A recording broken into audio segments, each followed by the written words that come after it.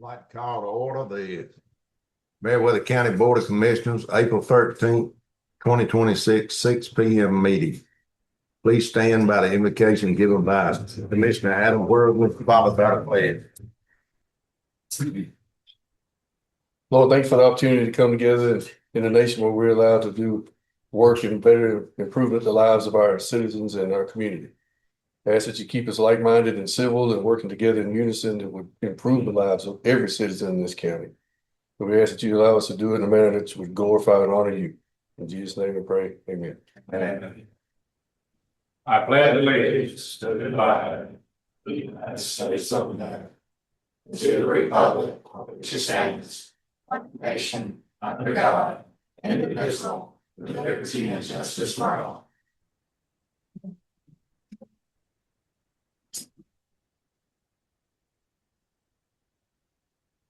And we'd like to adopt the agenda.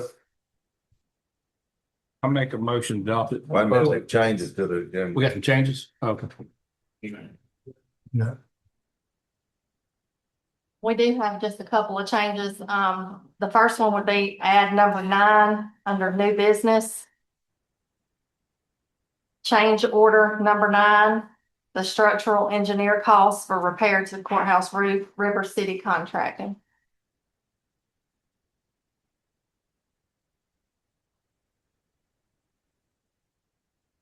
Any other changes? Yes, we do need to add the future meetings to the under future meetings and notices, and I provided you with a sheet for that, so you can just call those out during. Okay, thank you. Now we need a motion to adopt the agenda. So moved. Second. All in favor? Presentations, we got a proclamation, Life Link, National Donate Life Month. Y'all please bear with me while I read this. Meriwether County Proclamation. Whereas one of the most meaningful gifts that a human being can bestow upon another is the gift of life. And whereas more than 100,000 men, women, and children await life-saving or life-enhancing organ transplants, which nearly 3,000 reside in Georgia, and whereas 49,064, a record number of transplants, occurred in the calendar year 2025, thanks to the generosity of 23,789 deceased and living donors, of which 1,676 transplant patients and 679 deceased and living donors, also a record number, were from Georgia. And whereas more than 2.5 million people throughout the country and in Georgia benefit annually from tissue transplantation, thanks to thousands of tissue donors, and whereas the need for an organ, eye, and tissue donation remains critical as a new patient is added to the national waiting list for an organ transplant every 8 minutes, and millions more could experience improved quality of life through tissue transplantation. And whereas the critical donor shortage remains a public health crisis, as an average of 13 people die daily due to the lack of available organs, and whereas organ, eye, and tissue donation can provide families the comfort of knowing the gift of donated organs and tissue endows another person with renewed hope for a healthy life. And whereas donating life through organ, eye, and tissue donations is the ultimate act of generosity and kindness we county citizens can perform. And whereas nearly than 3.8 million Georgians have already registered their decision to give the gift of life at www.donatelifegeorgia.org when getting or renewing their driver's license or state of identification card at a driver's license office, or when getting a hunting or fishing license throughout the Department of Natural Resources. And whereas LifeLink of Georgia, the nonprofit organization dedicated to the recovery of organs and tissue for transplantation therapy in Georgia, with a vision to maximize the gift of life while giving hope to donor families and transplant patients, and mission to honor donors and save lives through organ and tissue donation. And whereas Meriwether County supports the life-saving mission of LifeLink of Georgia, and now therefore I, James M. Collins Jr., Board of Commissioners, Meriwether County, Georgia, do hereby proclaim April 2026 as Donate Life Month in Meriwether County to honor all those who made the decision to give the gift of life, to focus attention on the extreme need for organ, eye, and tissue donation, to encourage all residents to take action and sign up on Georgia's donor registry at www.donatelifegeorgia.org to discuss the miracle of transplantation as a family and to make a family commitment to organ, eye, and tissue donation on this day, 13th of April, 2026.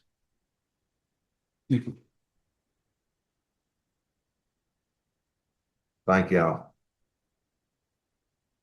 Number 2, Meriwether County Medical Plan Update, Plan History, and 2026, 2027 Medical Plan Review.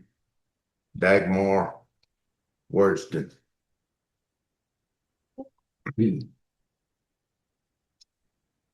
I'm Zach Parker with Mar 3. I just want to say we're excited for the opportunity to help you guys with benefits. And Dags, well, her name's Dagmar. I'm not smart enough to say that all the time, so I just call her Dags. So you guys can call her Dags as well. She's done a lot of work on this and put in to try to drive these prices down for you guys and look at the history of what y'all have. So I'm not a specialist in this. I don't even know what she's going to be talking about because she is just so smart and good at this. She's our medical consultant for the state of Georgia, and she's been doing it a long time. Used to run the GMA pool for the state of Georgia, actually. So we hired her away, and lucky that we stole her away from there. So she'll just go over this stuff, but y'all feel free to ask any questions you have because I promise she will have an answer. So thank y'all for your time. I'm going to sit down and get out of the way. Look smart, that's your problem. Good evening. My name is Dagmar Woodson. I am medical consultant for Mark 3, and I'll be going over your plan year renewal for 2026, 2027. Oh, there it goes. First, I'd like to go over a little bit about how the medical insurance world is looking out in the rest of the US, because as everyone knows, pricing is just increasing everywhere, and it's also reflected on your medical insurance. First thing we'd like to point out is just specialty drug pricing. Specialty drugs, it's a big part of this current count, like this county's current pricing. The same goes with anywhere else in the US. Right now, the cost of specialty drugs have risen over 15% annually. That's a lot of money. Specialty drugs are anything usually over 20K and over on a monthly basis. Another thing is consolidation in healthcare. A lot of hospitals are starting to merge together. There's less and less local doctors. What that means is they are starting to charge more and more to your health insurance, and that's ultimately affecting your claims. Another one is chronic disease epidemic. There's about 60% of US adults have at least one chronic condition. Chronic condition means it's not going away, which means it's going to be a consistent claim on health insurance, which ultimately leads to how your premiums are charged by your health insurance carrier. And even though it's just 60% of US adults, 90% of that is your annual cost. So these chronic conditions are going to continue. It's 90% of total cost of health insurance claims at this point. Another one is administrative costs. Overall, there's 25% of US healthcare spending increase overall of the care. Just like your gas prices have gone up and grocery stores have gone up, the same it's with medical care. When you go to the hospital, once it used to be $5K to go to an ER, now it's at least $12K for you just stepping and foot inside the door of an ER. Like without any treatment, it's at least $10,000 just showing up in an emergency room. The same goes with advancement in technology, in medical technology. There's more and more cures or treatments coming out, which is amazing news, but they are also really expensive. Average gene therapy is $1 million. This $1 million is one dose. One dose where it's usually about 50-50 shot if this is going to treat it or not. So when those hit the claims, that's a really big hit on your premiums overall for the insurance companies. I just like to put that a little bit in perspective. Let's see. The next thing is a really big conversation topic. It's GLP-1s. This is used to treat diabetes and weight management. Right now, the cost overall is just increasing between 7.9 and 12.7% overall. And this is per month. If you look at how premiums are designed to cover the overall premiums, correct? So when you're charging these premiums to cover these claims, just by medicine increasing, just to put in perspective, 30% of your total cost on pharmacy is right now related to GLP-1s. So just by that increasing up to 13% of all of this for the cost has a really big impact in claims. This is something insurance companies are working on to see if we can negotiate pricing down, but this is just the overall trend across the US. This is due to there's a really high demand. The demand is also increasing because the drugs are doing really great. They're having a really big impact. There's also a lot of awareness with it, with social media presence, ads everywhere. So it's just having a bigger impact. Overall, across the county, more and more of this is being prescribed across the past 3 years. And it will probably continue to do so.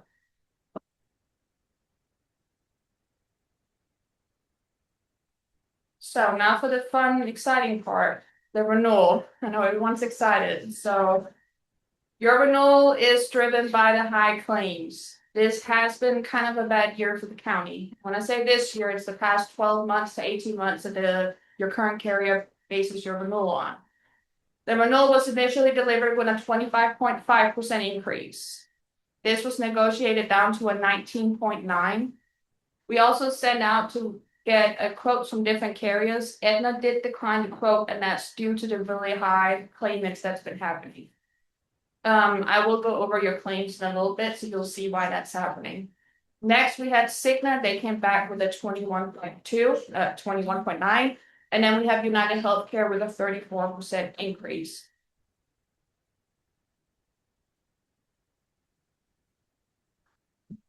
There it goes. Due to these increases, Anthem does remain the most affordable option for the county. The good news is dental and vision, you're under a rate hold. What that means is dental and vision rates are not increasing, decreasing, nothing is happening. They're the same as they currently are, so there's no changes happening there.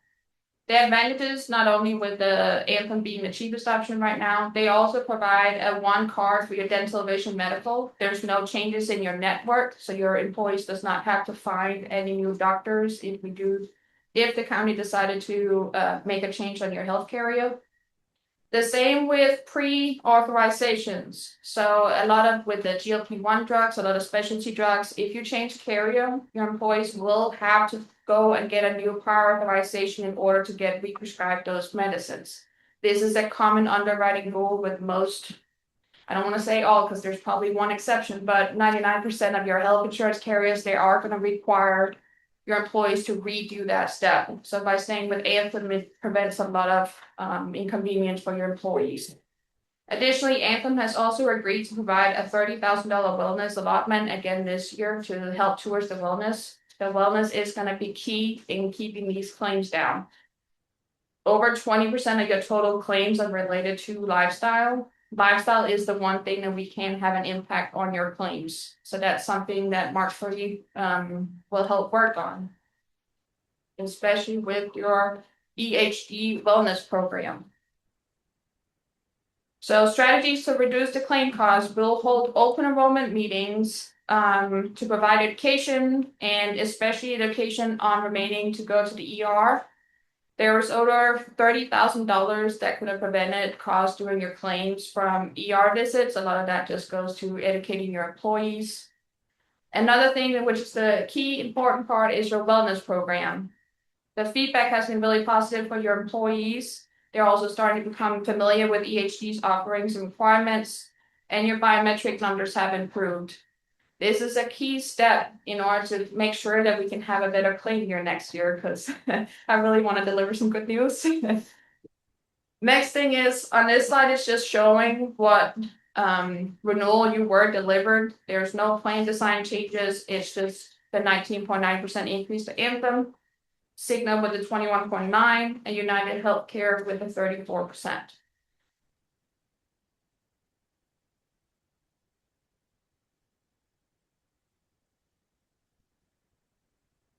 Thank you. The next slide is your claims. I just want to provide a little bit of reasoning of why the carriers have chosen to provide a big increase. Main look is you have $1.42 total $1 million spend. Just to put in perspective, if we look at your claims per member per month, in 2023, that was $500. 2024, that went up to $648. 2025, it went up to $700. So consistently, when you're an insurance company and you're seeing that your claims are consistently increasing every year, it is going to produce an increase on your premiums. Additionally, up here, you'll see there's the emergency department cost by facility. This is the emergency room visits that could have been prevented, that could have went to urgent care, doctor, 24/7 nurse line that they also have access to through Anthem. This is something we'll educate on open enrollment and hopefully have a bit of an impact. This is one of the easier fixes to the claims. Another one, as I was talking about, is pharmacy.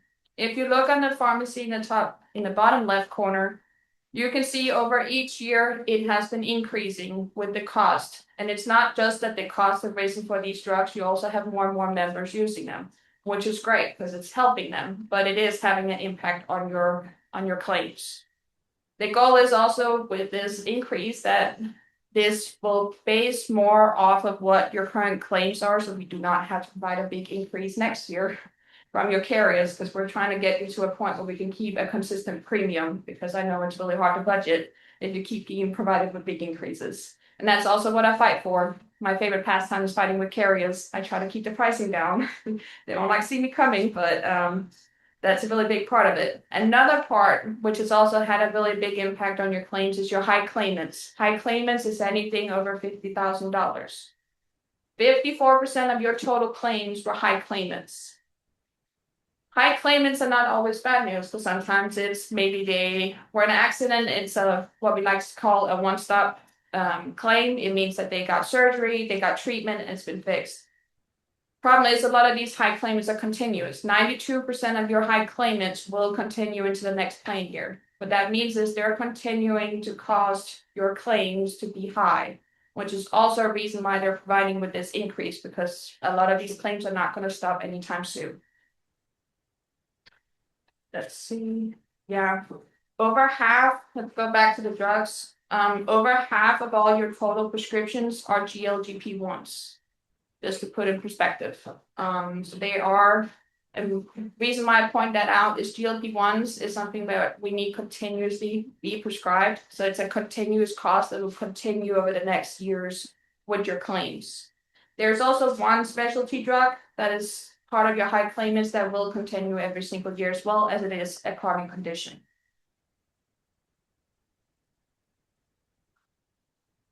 Lastly, on this slide, I'd like to show just a little bit about utilization. This is showing that if you had 1,000 employees at this county, 663 would be prescribed GLP-1s. On migraines, there's 74, but these are just, I'd like to just point out the diabetes, because it is a really big part of why this increase has been delivered by Anthem and why the other quotes were also running really high. Your top categories for primary diagnosis, you can see how much it's on average is costing, which is $97 for like digestive system. A lot of that goes into GLP-1s. I just wanted to show you the other side of the claims. There is a reason why we couldn't get this lower than the 19.9. When we get your first renewal, what we do is we have our in-house actuaries. They run your claims on the side to see what renewal we think that you should be getting, so we can fight with the carriers. And that's how we got it down to the 19.9. But if we get it too low, we're just setting you up to have another big increase next year. And that's also something we're not trying to do. We're trying to get you to a consistent level. Of course, I can't predict what's the future is going to happen if we're magically going to have a lot more high claimants, but this is setting you up for a bit more success for next year is the hope. I know there's a lot of different talk. Any questions?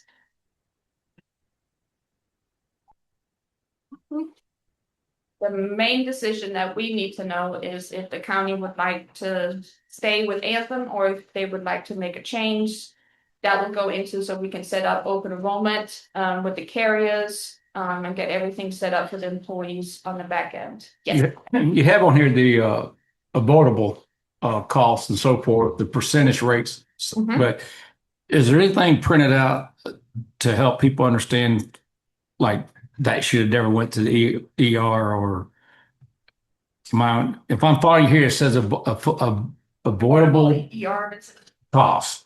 But if we just show that percentage, how would our employees and stuff know what kind of situations should have been avoidable? I mean, Yes, so during open enrollment, we have enrollers that will come on site and they educate each employee on what constitutes as made. You should go to the ER, you should not. Also educate them on, there's a 24/7 nurse line. I like to use that. I'm from Denmark, so we have different medical rules and it's over here. I like to call them and figure out where I need to go. If I need to go to an urgent care emergency room, wait for my doctor.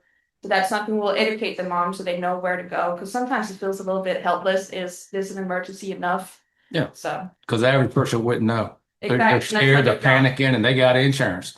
Let's Let me go. go. Yes. So we'll try to educate them on So- that, so they have more resources.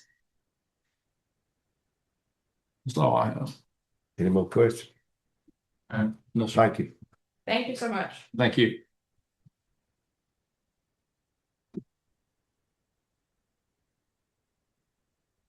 Finance report from Miss Tammy Lackey.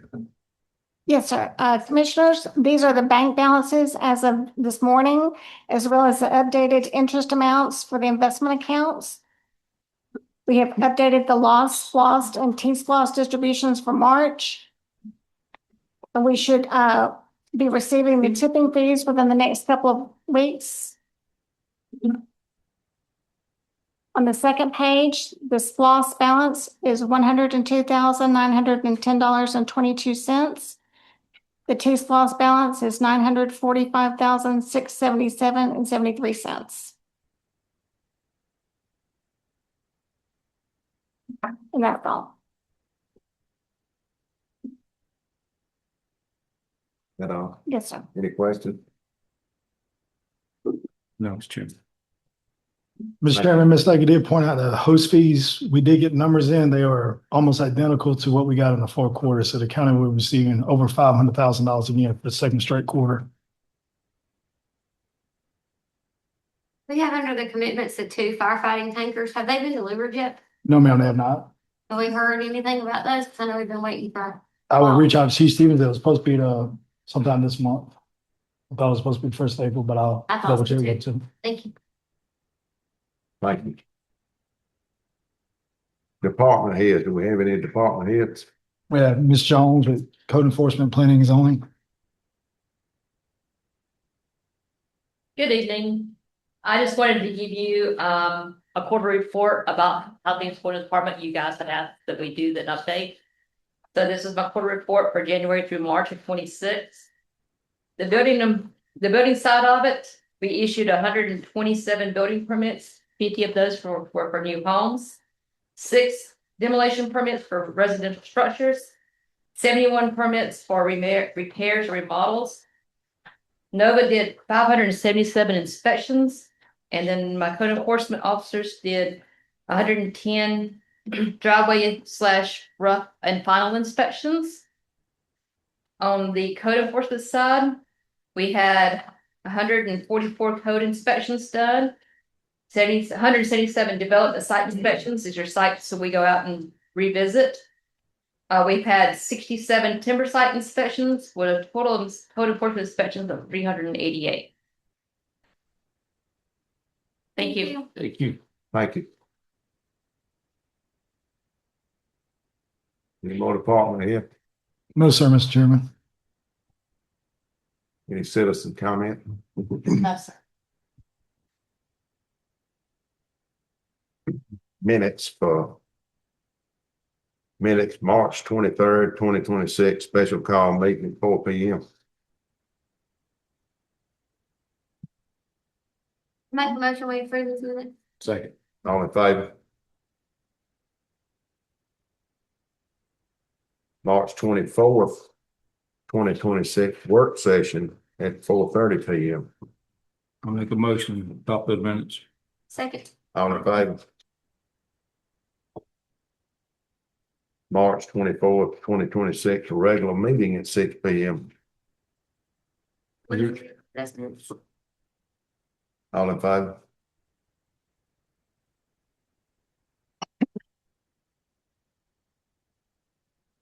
Public hearing. No. Appointment. Appointment to the Lake Meriwether Advisory Board, City of Woodbury appointment.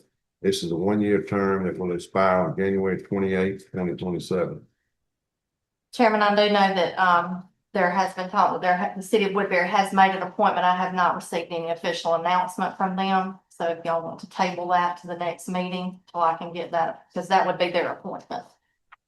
And I'll make a y'all motion confirm. table it to the, April 28th Yes. meeting. Second. All in favor? Thank you. Unfinished business, approval of smart cop contract and revised language and 1.6 million liability coverage. This item was tabled at the March 24th regular meeting.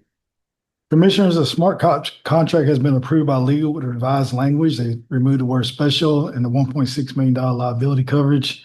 Staff recommends approval and allow the chairman to sign the contract. I'll make a motion to approve and allow the chair to sign. Second. All in favor? Request from the airport authority for local match for the airport apron rehabilitation. This item was tabled at the March 24th meeting also. Commissioners, the airport authority is requesting approximately $200,000. We won't know the exact dollar amount until the bids go out.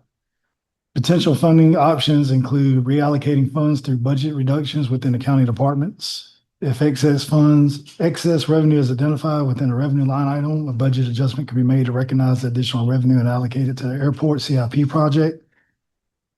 Another option would be use funds from the general fund special projects account within the fund balance, which will require a budget amendment to authorize the transfer. My recommendation is to first utilize any excess revenue, including proceeds from the public utility tax received from the tax commissioner, along with additional revenue collected before and after the planned July tax sale. If these sources do not fully cover the required amount, the remaining balance could be funded from the general fund special projects account. Regardless of the approach, the matter will need to return to the board for a budget amendment once the airport authority completes the bidding process and the final funding requirement from the county is determined. And I did get from Ms. Cruz that they're expecting the public service utility check to come in anytime now. If I'm not mistaken, and Chief Appraiser William Harris is shaking his head yes. So that is roughly, I think, 900,000 is due to the county. That will put us over the budget amount. We'll hit $10 million in taxes collected. I have a couple of questions I want to refresh from the last meeting. So Yes, sir. the part of the capital improvement plan, you had FAA money, state money, and then local match money, and the local part was $50,000. So we're being asked for 200,000-ish. The other $150,000 is to, if I remember correctly, pay the firm to manage the project. I believe it's the engineering fees. Does it have to be done with the airport authority's engineering firm? Can the engineering firm that the county has an agreement with manage that project? This says there's a much % cheaper cost. Mike Watson is here. I believe it's a special type of engineer that does the airport work, but. Yes, it is a special engineering type of firm. In other words, people with earth moving equipment, and paving equipment, things like that. If they're not on the FAA approved list to do the specs, the work, the specs of the FAA, then, there's a list of those companies that do that.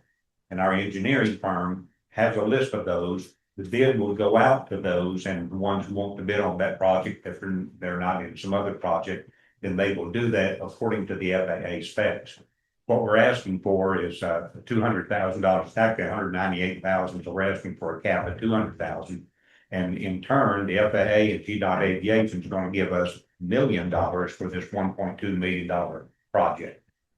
That's So correct. like 16%, 16.5% or something would be our amount. Well, the reason I asked that was because in our work session meeting, I asked that specific question, and did the paving have to be done by an FAA approved vendor, or did they have to pave per FAA guidelines? And Yes, the answer given to this board was that they had to do per the FAA guideline and requirements and would be inspected by the FAA. Yes, and when the project is finished, the FAA comes out and inspects Right. before the final payment, to the contractor is made and that sort of thing. So it does not have to be, based on that conversation, a FAA approved contract. The ones that, yeah, it does have to be. They have to They be don't on. give you the money. It's not FAA approved. Well, just my opinion, I'd like some clarification on that because right now we're going to pay 200% markup on the county's part for that. And I understand 200,000 out of 1.2, 1.3 million is the total Yeah, project. 1.2 million, Is, was that 10%? 16%, I Yeah. think, is ours. But we have EMC that we've contracted with do that. It does things from 4 to 8%. And if we're already in a contract agreement with an engineering firm, and if the statement at that time was true that they have to follow FAA guidelines, not be on an approved vendor list, but we could save a significant amount of money by going with the other engineering firm. It's the only reason I'm asking. So mean, the that's a- question is, if I misunderstood it here, your question is, Do we have to have an FAA approved vendor do the paving work? And does the contract management firm have to be an FAA approved entity? yes, our engineering firm that represents our airport and other airports here in Georgia is on the FAA approved engineering firm list. Mhm. And by that, they have to comply with the FAA and GDOT aviation requirements of inspections and that sort of thing. The people that are eligible to bid have to toe the line to the FAA guidelines, and the FAA states how thick it has to be, when it has to be done, the shelf life of the runway, the ramp areas and stuff like that. I don't know how difficult it is to be on the FAA approved list. In other words, for an example, if Commissioner King has a paving business and he wants to get in on that, then there would be something that he would have to go through in order to do that. But I don't know what that is. He can't do it anyway. And GDOT, I'm telling you, it'll pull your hair out. But we have a list of those contractors, just like the ones who build the approved hangars on the airfield, that they have to meet certain requirements, wind load, gust load, that sort of thing. So that amount of money or the project would be let out to the different engineering firms who would, do that. And they would look at their specifications, how wide, how deep, et cetera, et cetera. And then the FAA, when that's complete, the FAA comes out and actually inspects it. Are the requirements different with it being the apron and not the actual runway? I know the runway, are they the same Basically the specifications same, or? because the aircraft are going across it. And I think last month we talked about FOD or FOD, as foreign object debris or damaged propeller airplanes coming up can pick up things, rocks and whatnot. And it's deteriorating to where we picked up some rocks today when we were down there just before we came up here. Are the specifications when it's resurfaced the same for the runway as the apron, or are they slightly different with it being not the main part? Same. Again, I'm not the engineer, I'm a pilot, and I just know that the contractor has to be on the approved list. His work has to be approved by the FAA, and I think it's the same for each one. It doesn't matter what it is. So you've got traffic going across the ramp all the time, going to the fuel pump, that sort of thing. So I think that it's the same, but you couldn't hold my feet to the fire about that. I can find out for you, but. It makes sense what I'm asking. If we've got lead edge, right, is the firm that you guys are using. And it's 16%, you were saying, but we're paying 4 to 8 depending on the project with EMC. I mean, that's a 50% savings, which would be about $75,000 that we could save if we can use them. I would, just my opinion, I'd like clarification on can we or not, but I'm just one person. I think we're going to have to do this because of the rating of the apron and the time frame that's done, and we don't want to lose their free money that we're getting. Right. But is there an opportunity to save $75,000? That's one reason I'm asking. What is the engineer you're working with now? What's his fee for this project? Our engineering firm, that's Lead Edge Design. They've been in business a long time. No, I understand that, but what's his fee to oversee this job? I don't know. 16%. I haven't seen the contract. I have not seen that. But it's basically from project to project. I think it was like 800,000 for what I saw was 800,000 for the paving, 50,000 county match, and then 150 more thousand for Phil's fee. Is that correct? Typically, engineering fees run 10 to 12%. But That's what I'm saying. Was he giving you a task force? Well, the figures of what we would have to pay and when we would have to pay it was sent to John. I don't know if you still have the sheet from Lead Edge Design or not. I don't think I have his scope because he would have done it after the bid documents were put out for Lead Edge. But typically most engineers are 10 to 12%. And I think it's Lead Edge is around that. Just approved. I just found where he stated they have to do FAA requirements, must meet FAA requirements and not be on the list. And then he stated in there that it was, because we asked the question, $50,000 was the county match. The difference between 50 to 198 or 200 was for them to manage the project. And I understand that's needed. I'm just questioning, we've got two engineering firms now we're into as a county with EMC, and then there's that the airport authority with Lead Edge. And I understand the expertise needed on some projects, or if not most, but on this particular one, just to manage the paving of it. As long as you meet the requirements, can we save the money there? Well, our engineering firm lays out the requirements, and they are there on site when work is being done and making sure that the contractor who gets the contract that actually does the work, and then the FAA comes out and inspects the final inspection before the final money is paid. But the reason I was asking about the cost of the engineer, you keep saying our engineer firm, but have y'all reached out to see what other engineer firms would charge for this project? No, we have a contract that we went through the FAA approval process for Lead Edge Design. That's done every 5 years. 2 or 3 years. And The FAA requires you to go in and contract. so the ones who wanted to represent us, we sent out the notice to like 6 different engineering firms. 2 actually sent back, and Lead Edge Design was one of them, who we have been using all the time. We've been very pleased with them. They've saved us a lot of money by getting money from the FAA and GDOT in the order that we've asked for things. And today we had a meeting at our airport meeting with a prospective client that wants to come down and build a 100 by 120 hangar that we would ground lease to. And if he purchases the airplane that he told me that he's thinking about buying, the ad valorem taxes on that one airplane, he's got 5 already. That one airplane, ad valorem taxes would be $66,000 a year to us. I have been asked about, clear something up, well, how many airplanes are owned by Meriwether County residents that's down there in hangar? And we're public service, public use airport.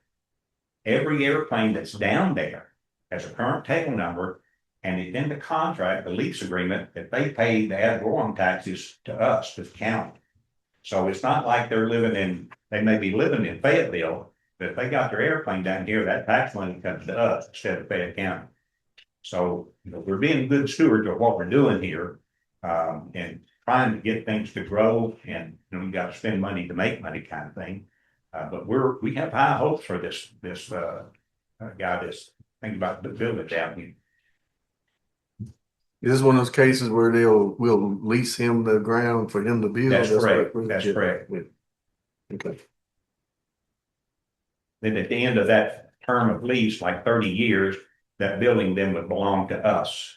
And we could choose to lease it back to them or to somebody else for fair market value for that size hangar. So yeah, to your point, I appreciate you guys trying to be good stewards of the money. That's all I'm trying to do with the question tonight. It's just exactly the same thing. Yeah, no, I'll stop. Commissioner Worsley, to answer your question, I'm looking at one of the Lead Edge design bills for the lighting. It was a $500,000 project. Their fee was roughly 10%. That's $51,300. we're getting the bargains with them. I'll say that because, I understand that and believe that, but in that meeting we had also, he had everything broke down like graded. You know, you got a grade on this, apron, a grade on this, a grade on that. Right. But we're not at the point where FAA is coming out there saying this apron must be fixed and must be fixed by the end of 2026 or else. They did not. But what I'm getting at though is I just hope, you know, you got these engineers and that's their job to make a living, make money. So they go out and do this work and find that, you know, you don't really need an apron, but it'd be nice to get it done. We can get this money, we get that money. I just don't want to be spending money out there that we don't have to spend right now, just because the engineer is going to make $150,000 to oversee the project. Yes, that seems like a lot to oversee the project. 2 weeks ago, the FAA came out for their once every 2 year inspection of our airport. They patted us on the back about cutting the trees on the approach end to runway 36 and they're on the south end of the runway. We're working with the landowners on the north end to cut down some trees that are sticking up in the approach path on the north end. They looked at the ramp and we got dinged on the ramp because it's deteriorating. It was like a 20-year ramp, the life of the ramp. I think we're in the year 22 right now, 22, and it's deteriorating. They can see that. We even had a cracked seal 5 years ago to fix, you know, kind of make it last another 5 years, which it has done. And we got dinged on that, as well as some erosion on the southeast side of the runway there. And again, to come out and fill in some fill dirt down there, there has to be I think it's a 3% ramp slope off the runway. And, you know, we got dinged on that too. So they're grateful that we have an AWAS that people can use to come in and out of our airport. Got that new fuel system and all that's working. So they're patting us on the back, but we're making progress.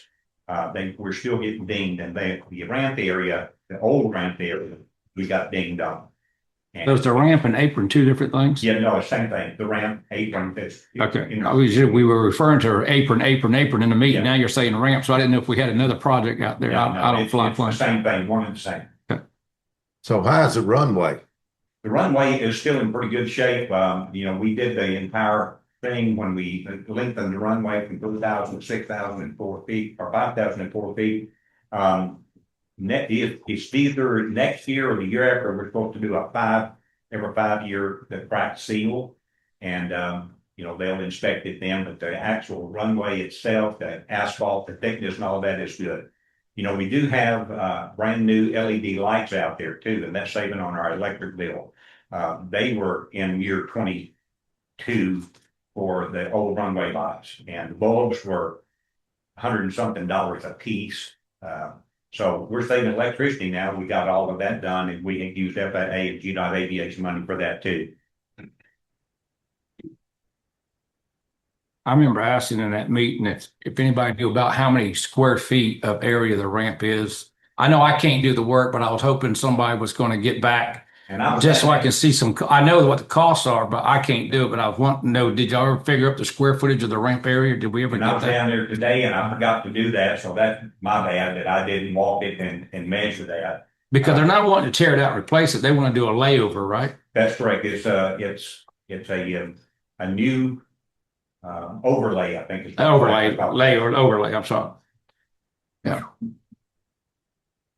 I just feel like for that kind of money, they should be able to tear it out and replace it instead of just an overlay, because overlay just deteriorate, the cracks all come right back. And I don't know the specs yet. I haven't seen that. We haven't, we've got to get approved for the money to send it out in the specs. And I don't know if they will actually tear up some of the areas that's really bad, or if they will just overlay the whole thing. I don't know. That's in the contract. So if we don't have the specs yet, how do we know how much it's going to cost? We're getting $1 million from the FAA and GDOT money, and our portion of it of $1,200,000 project is what it is. That's what it's set for. But the specs haven't been sent out to be bid on yet. So how did we come up with this number? That was according, I think, to the FAA. That's the way it is. Huh? That's the way the FAA does it. If I remember correctly, in the meeting, the engineer sat right here and said that what he did was he took an airport over here that had work done, an airport over here, an airport over here, and just averaged it out. It's not what the FAA told. So I just wondered how. I have no somebody answer just for that. Guessed at the size or something. He probably knows how much. I mean, ultimately, it has to be bid. Yeah, Mm. yeah, I know that, but I mean, to come up with the money, he probably. I don't know. I know that. that, I know the federal government just sends you a thing that says, here's how much we'll give you. It's how much state give you. This is your local share. All right, so what happens They next show bid us comes that. in higher though? They're gonna have to come back and ask us to approve more money. Correct. No, the contract will be with the contractor for this amount of money. No, I'm You saying, shouldn't award a contract if you don't have enough money. That's the And thing. if we're having to use an FAA approved contractor, then they already know what FAA is given, so they're gonna stay at that number, yes, because they know they can't get it more.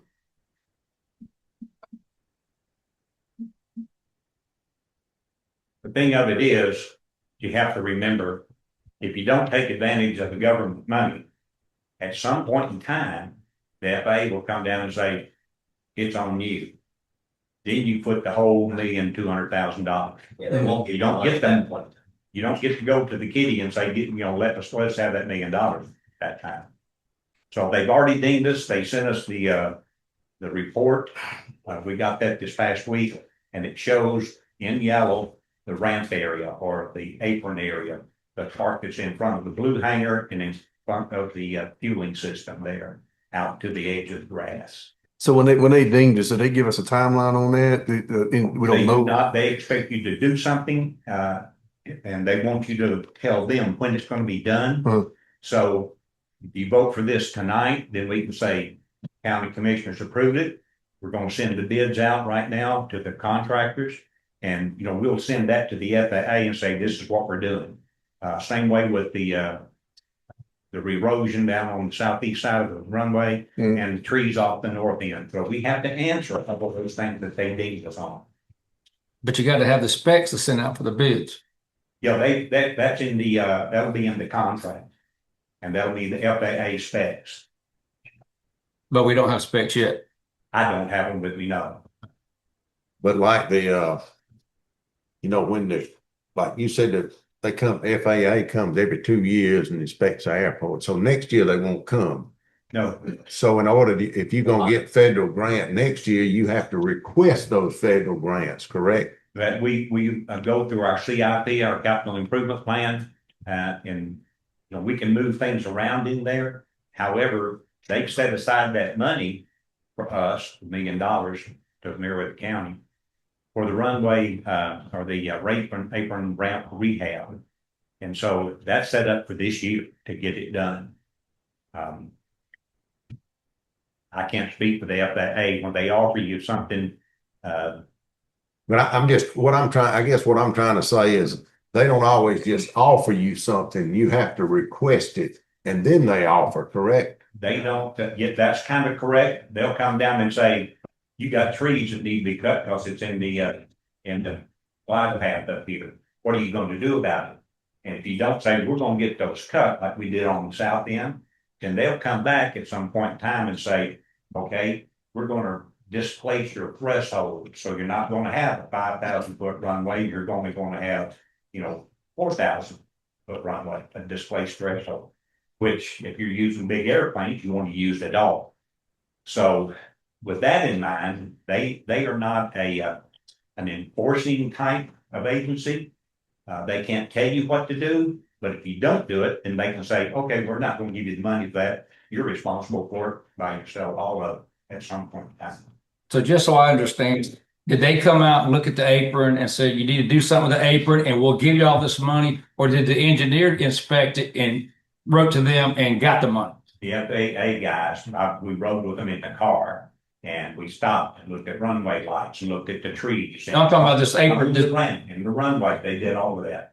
But I'm saying, did the engineer reach out to them to get them to put up the money, or did they come voluntarily to offer if we fix This design was with us when they inspected.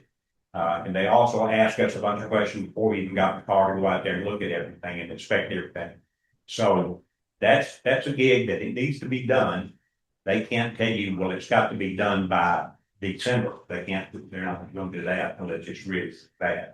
So The offer is there from the FAA. We've gone through the hoops to ask for the money. They'll give us $1 million for this $1.2 million project to redo the ramp. I can explain the process that'll help you. I understand. No, I'm just saying, they make you create a wish list. Yes, And you never get anything on your wish list for several years. And you can move it around, but they never give you what you want on your wish list the first year you ask for. And in between then, they'll come in and say, well, I know that's on your wish list, but now they're telling you to do this. So it's impossible to plan. I will say this. The AWOS, the Automatic Weather Observation System, because our airport has been making progress with our airport and doing things according to the FAA wants done, and we didn't get money from them. There was another airport in another state that did not have the money for the AWOS. So they called us up and said, hey, they called our engineering firm. We've got this one AWOS system at this airport, not going to take it. Can you guys take it? And we jumped through hoops, got money, and we got that up. So that was ahead of our capital improvement plan, but because we were ready, they threw us a bone and let us do that. So we have a good reputation. Our engineering firm, Elite Edge Design, has a great reputation with the FAA, and we're very pleased with what they've been doing for us. So there's that. So with, you read one contract we did recently that was a 10% fee. Yes, You sir. said 16%. That matches the math of this is 16.67%. Their 150,000 comes out about 12% of this contract. The 150,000 for Lee J is about 12%. 200 is 16.67. His portion is 12. So based on your statement there, I mean, we got to take advantage of the $1 million, but we should have 2 more weeks to get clarification from Lead Edge. What is the percentage markup we're paying on projects? And can we use a different engineering firm to do that? Would 2 weeks hurt that timeline? Lead Edge Design, the engineering firm you talking about, Mhm. use a different one? For this specific, to manage the project. No, we're in a contract with them that we went through the FAA process of grading the other different engineering firms that Okay. would come and work on our airport, and Lead Edge Design won out. So in that contract, it should be a standard percentage rate for managing projects, right? Correct. Should be. I don't know how we did it. I think that's correct. Okay, so we need to find out what that is, and are we being consistent with it? Because you found one for 10%, this one's 12%. And that, to me, we need to find out whether we approve this tonight or not. Well, the 16% was our match to $1 million. Regardless of that, Their percentage says they gotta show proof of 200 grand funds, but they're not gonna get any. Yeah. Basically. I understand what you're saying. Yeah, but also I understand that we're going to No, commit to not to exceed $200,000. And if it Well, comes in at 100,000 total, we're not going to see any of our 200,000 back. So That's why we were asking Put strings on. for the match of $200,000. That is a cap from the county. But if it went over that, where we're gonna get it from? If we made that a cap, and it goes over, what are we gonna do then? The company that gets the contract will be locked into this price, $1.2 million. What happened last time is the contract got awarded when the bids came in higher than the money y'all approved. And that doesn't need to happen. And y'all just say, No, that's the reason I'm asking so many questions for Yeah, people that's sitting here. it. I've been on this board for 3 years, and I've seen a lot of money go through the airport authority out there, and too much spent on this and too much on that, and then come back, and this board had to approve to add another 500,000 or give another 300,000. So I'm just asking these questions to protect the constituents of District 1 and then Meriwether County. I'm not trying to be hard. I just want to make sure I understand it. So when I have to answer to somebody, I can explain it better. But, I'm just, if we have to do it, we have to do it. If we don't, I just don't want it to be a wish list of an engineer comes in and go, hey, y'all, looked at this thing. I can get y'all some money, but I'm going to make 150. We got too many things in this county to worry That about. was not the case. The FAA came out and said that. Now, we knew about it because Lead Edge Design does this at all of the other airports that they represent. And they can tell when the thing is deteriorating or not. So we knew we were going to get dinged on it. And sure enough, we did. So that's why we were asking for this, not just to make our engineering firm some money. And their amount is, what did you say, John, 10%? From the airport lighting, it was 10%. What it looks like from this one, it's going to be 12%, a little over 12%. Okay. And all I'm asking for there is what is the standard? What is the agreed upon rate? And not be up and down. I think we need more clarification on that to make sure that Contract would be for $1,200,000. 198 is what we have figured that it's gonna cost the county, and we wanted to have the 200,000. For county's match part of it, Right. to get the $1 million from the go. is this funding from this, what is this thing you said you mentioned, John? My recommendation would be to, since this is gonna be a later in the year project, is that we wait. It's gonna be a budget amendment either way, either from the fund balance or from excess revenue. My recommendation would be wait to see if we get Excess revenue would be this that you are saying is public safety utility. Public safety. That's on, we're at 9.1 million. We budgeted 9.9. This is gonna put us at 10. She's got a tax sale coming in July, so that could be our 200,000 right there. So does it need to be done in fiscal year 26 or 27? If the board approves it, whenever the bids come in and the project's awarded, when the money is spent, then we can allocate it there. The board just needs to set a approval limit to not to exceed Because we do fiscal 200,000. year 27, we don't have to do a budget amendment. It could be. 27, I can budget it in. So it all depends on the timing, the spending. Well, that's why I was asking questions about, what kind of timeline are we on to get it? Well, bear in mind that if you approve this and we can get this thing started, hopefully we can get it done this summer. Right. They can't lay asphalt in the middle of winter. Right. So that's why this was kind of a timely thing. But to answer the commissioner's question, yes, there is funding to fund this project. So if we was to say not to exceed $200,000, must be completed by the end of fiscal year 26, which would be the end of September. And the funding come from public safety excess funds, Or just excess revenue funds. excess revenue funds. And if it goes into FY 27, we'll just budget the balance of it. Yeah. At the board, which is to But make the net not less, motion. well, not if we say it was must, so not to exceed $200,000, county Completed in FY 26. county contribution must be completed by end of fiscal year 26. And funding from excess funds. I don't know if I would put a hard stipulation on the contractor of finishing FY 26. You can't make sure the contractor, the rain, weather delays, all that kind of stuff. Well, We give our contract 6 months from RFP time. to okay, complete the let's have project. a signed agreed contract by end of fiscal year 26 that doesn't exceed the $1.2 million. So that if we don't get to it, you don't come back to us in April of next year, want another 200,000 because prices went up. Correct. So we have to protect to get, we've had that happen. That would be probably a better motion than trying to force the contract to a hard deadline. Might make the contract be more expensive too. Yes. If I could say one more thing, the only reason I want to mention this is here lately, there's so much social media. Social media is destroying this country basically, but there's so many people in this town that doesn't understand the airport authority, just like we've had to learn a lot. And our meeting the other day was very educational. But there's so much talk about they need to build more hangars, need to do this, need to do that, and it self-contained itself. The county, I just want to say so it's on record today in public, but the county is having to make the payments for the airport authority out there from all the money they've already borrowed to do out there. So that's why we know the airport's important. We know it's a necessity. We know it's going to help growth maybe 20 more years or 30 years. I don't know what, but it's just frustrating when you sit up here in our situation, or my situation, and they're going to build these hangars, they're going to get the fuel tanks, they're going to do this and so forth. And then it doesn't bring enough in that pay all that back is what I'm getting at. So the more we keep doing, the more we're just putting into it. If we could eventually get some of those contracts, y'all mentioned several times about people wanting to come in, lease land, they're going to do this, they're going to do that. But I've been hearing that for several years. Nobody's actually done it yet. It'd be great if they do.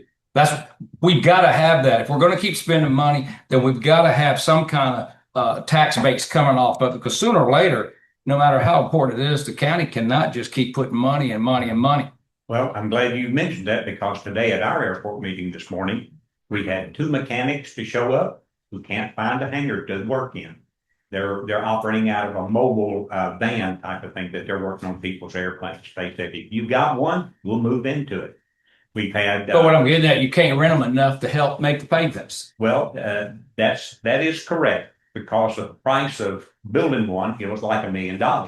So the fellow that showed up today that wants to build a 100 by 120 foot hangar, and we lease him the dirt there, that's gonna be $1 million.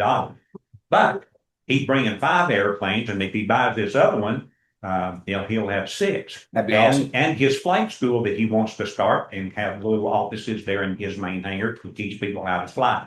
They're gonna buy gasoline. They're not gonna fly to Pine Mountain to buy it. They're gonna buy it right outside the hangar door. Yeah. So, yes, it costs money to get things going, but look for how many years that the airport sat there with one blue hangar and a 3,000-gallon fuel tank that didn't work half the time and nothing happened.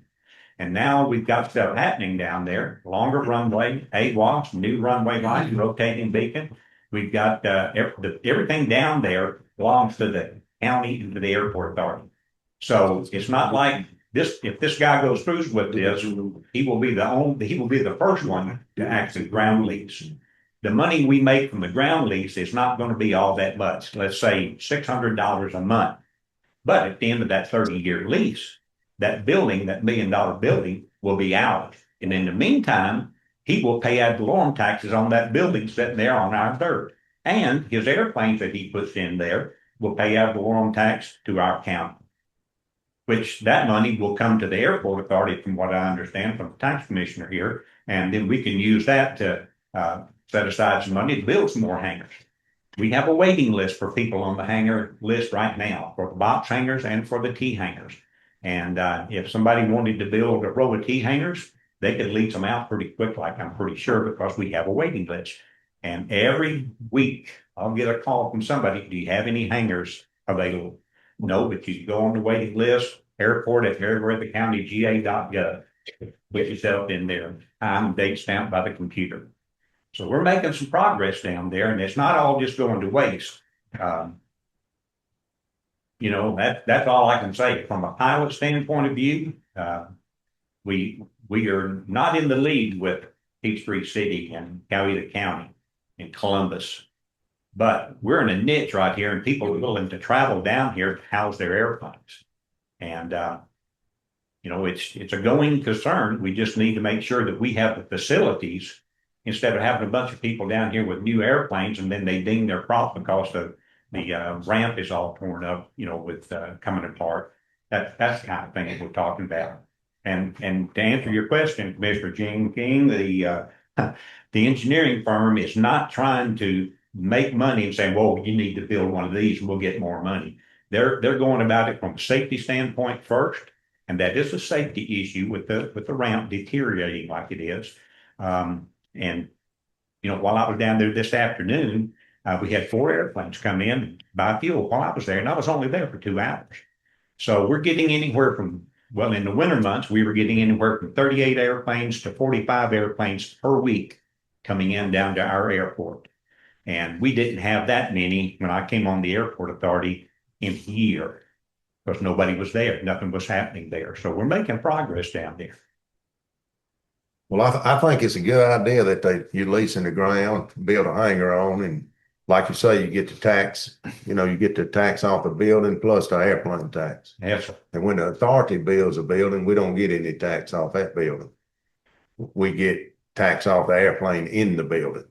The airport authority will get that tax. That's correct. But Right. the building will be, since it's their building, they'll be paying that belong taxes to the county, correct? That's what I'm talking about. When you lease the ground. Yes, sir. I mean, I know we got to have the airport and all that, but it's just hard to, It's hard to lose money. well, I mean, it's hard to spend money on that when we got roads, like I said before, we got roads in the county hadn't been paved in 40 years. Yes, sir. Well, addressing that, a mile of road will take you a mile. A mile of runway will take you all over the world. Yeah, if you got a plane. If you got an airplane, yes, sir. I'm not being smart. I really am. Yeah, I know, but I mean, don't need as many people have planes as they got big. Your brother will take you for a ride. I know he will. Oh, I won't fly with him. He does too much crazy stuff. Any other questions for me? No, sir. All right. Thank you. Thank you. I'd like to make a motion to approve not to exceed $200,000 and funding come from excess funds. All in favor?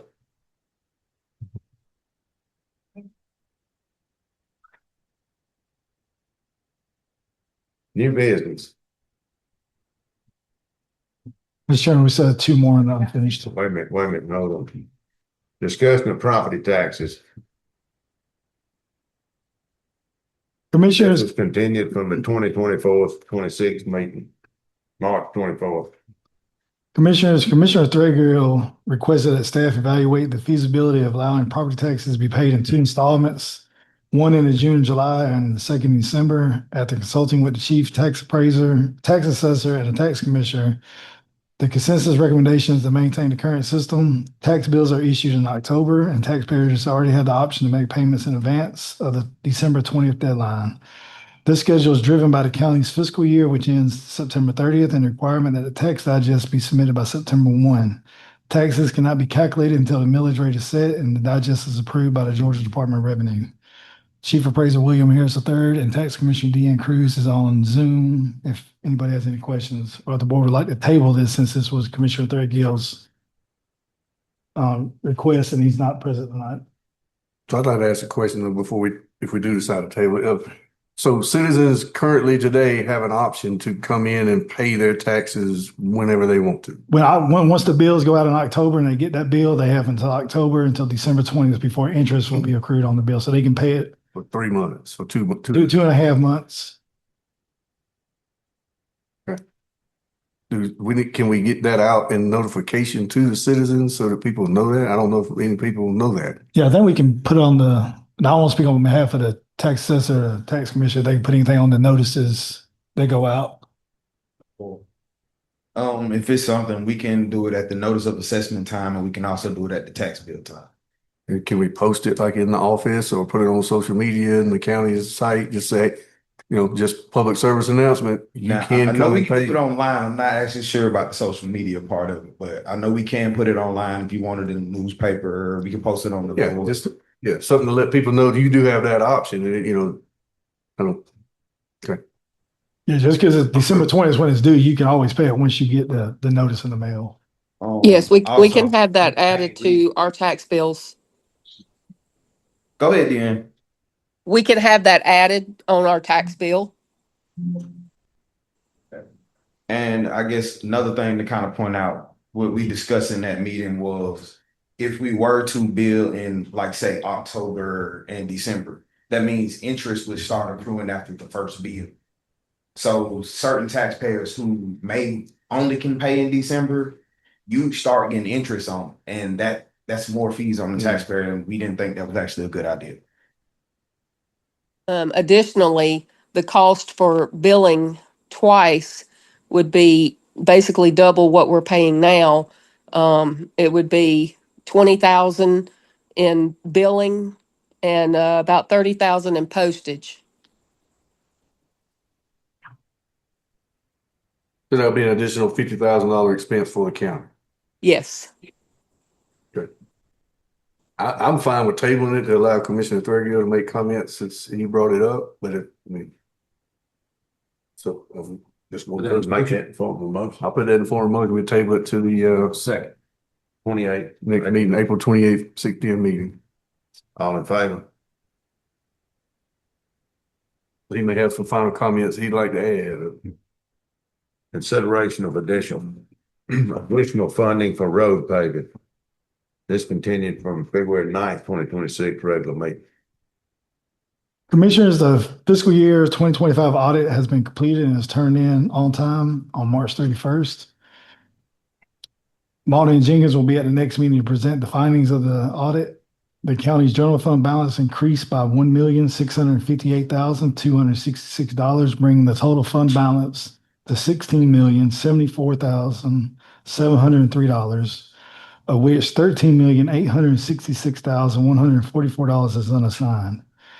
County ordinances require maintaining a fund balance equal to 6 months of operating revenue. Based on the current budget of $24,073,322, the required fund balance is $12,036,661. This leaves $1,829,483 in unassigned, uncommitted funds available for use at the discretion of the Board of Commissioners. Any expenditures will require a budget amendment to access the fund balance reserves and must be presented to the board for approval at the next meeting or a future meeting. Fantastic. So we need to set a work session to determine what we want and can do with that. That, and then along with the 26 LRA, which will be roughly a little over $1 million, you're looking at, roughly 2.8 million that board can assign to numerous projects. Can we set a work session for April Yes. 28th, that Tuesday at 4 p.m.? Okay, first one in May. But I know a lot of people would like for us to put some of that on some asphalt. It'd be great to do that in the summertime, so we need to have it earlier. Yeah, once we complete the one item on the agenda and waiting on DOA to come back with a corrective action, which I know they will on appropriations on a few departments. Once we submit those, we will be in full compliance for the LRA money that is due in July for the application. Yeah, the application has to be submitted. Maybe in before, June. yeah, June. We'll be awarded the money probably in July. So how do I do it? Make a motion to create a work session for 4 p.m. May the 11th? Okay. Second. All in favor? Yeah, we discussed the What date is that on?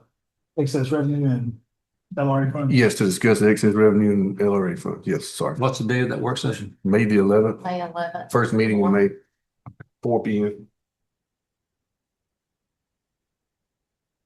Thank you, John. Some good news.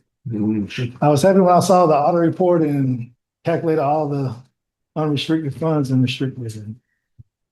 And Mr. Davis will be here with Marlon Jenkins to confirm those numbers. Discussion and approval of 2026, 2027 insurance renewal and allow chair, vice chair to sign all benefit related paperwork.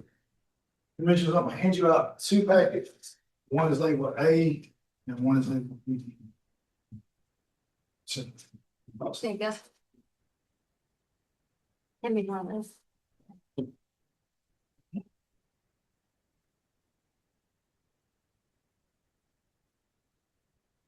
Have a better work. I got several other copies of it as well. So Commissioner, like Mark 3 stated, our insurance for 26-27 plan increased. What was that total again? $427,286 compared to last year. We have 114 employees that are on the insurance. Staff recommends staying with Anthem. We do get a $30,000 wellness program benefit again. We also recommend staying with Anthem for medical, dental, vision, and with Symetra for short-term, long-term, supplemental health, and voluntary life and accidental death insurance. You'll see on Exhibit A, what I gave you is what was the first page is currently the ratio percentage split between the employee and employer. It's single at 16, spouse and employee at 16, employee and children at 14, family at 17%. That's the employee contribution. On the back page of that is the exact same percentages.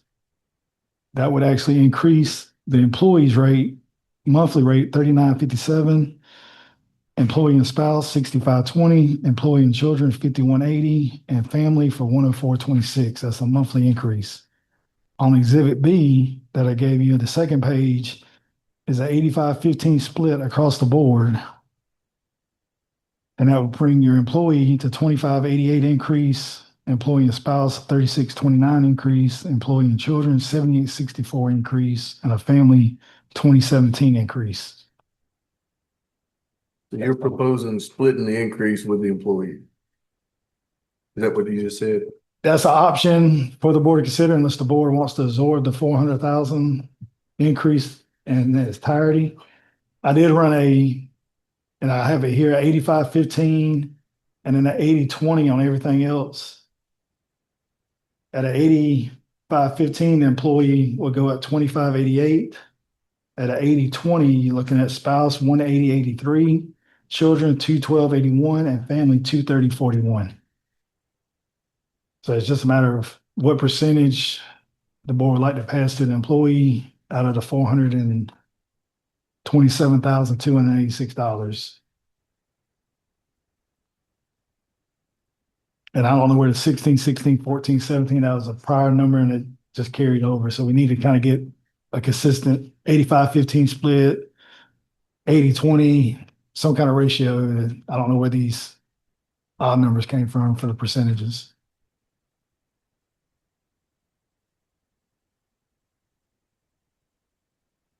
But I know 2 years ago, the board did graciously took on the charge, and that was probably 200,000. Last year, we passed $30 a month to the employee. And this year, if you pass, you look at it, number A, if it stays at the exact same, the employee is paying $37,713 more. On B, What? it's the monthly amount, the annual. If you stay with the same percentages and it goes up almost $40 a month for the employee, that increase from last year will be $37,713 on the employee contribution. So the county would only have a $210,000 increase.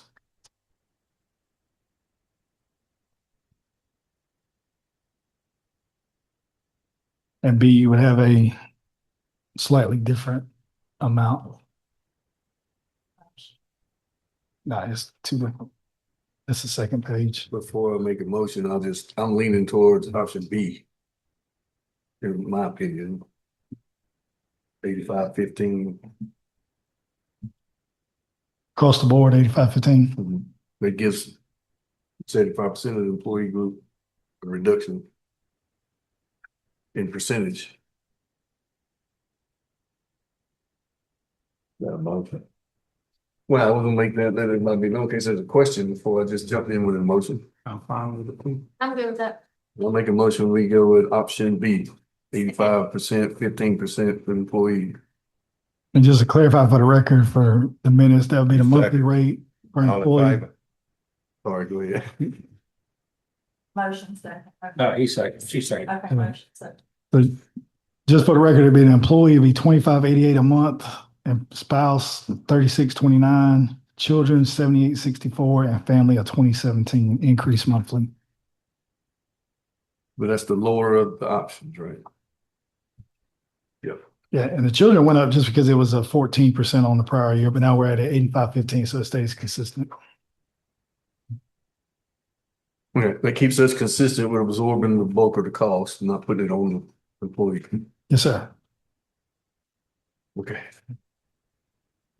Discussion of regarding issuing RFP for residential and commercial countywide reevaluation. Commissioners, I'll let Chief Appraiser William Harris III present this one. This was a letter from the Board of Assessors saying that Bethesda cannot complete the commercial reevaluation, and they are recommending to do a comprehensive reevaluation of all county properties, both residential and commercial. Now pause for a second. On that, my prior motion, I need to add allow chair, vice chair to sign. All the paperwork. Oh, yes. All benefit related paperwork. So you still want a The second. second? All in favor? Good. Good. Want to make sure it was right. We didn't have to come back. Sorry. Go ahead. Okay, the Board of Assessors tasked me to provide you with a letter stating that based on the findings of Bethesda appraisals, they believe it would be better to do a full county revow than just keep piecing together sections of it. Like we did a residential portion and then we bid it out the commercial version, but during the residential findings, they found more than they thought they would find. So the recommendation was a full revow. I'm not really sure as to what was going on in that conversation. I was just asked to bring you guys the letter.